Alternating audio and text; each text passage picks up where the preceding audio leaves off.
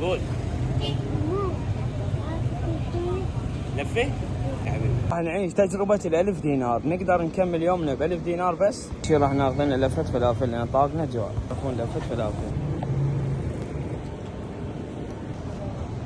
ما اتوقع انه اقدر اتحمل ب1000 دينار، انا رجال انا احب الاكل. قول. لفه. الف عافيه حبيبي، الف عافيه. هسه لازم نشرب لنا استكان شاي حتى يبقى عندنا فقط بس ربع دينار، شو ايش راح نسوي؟ ما لك شكل. ايه خذ. هاك حبيبي خلصنا بقى عندنا بس ربع دينار، اكيد راح نسوي فيه ذبيحه لو نشتري لنا سياره. ده بس ربع دينار وحرش شو اشتري بيه؟ راح اشتري بيه سياره تاهو. فكرت انه ناخذ لنا بطل ماي.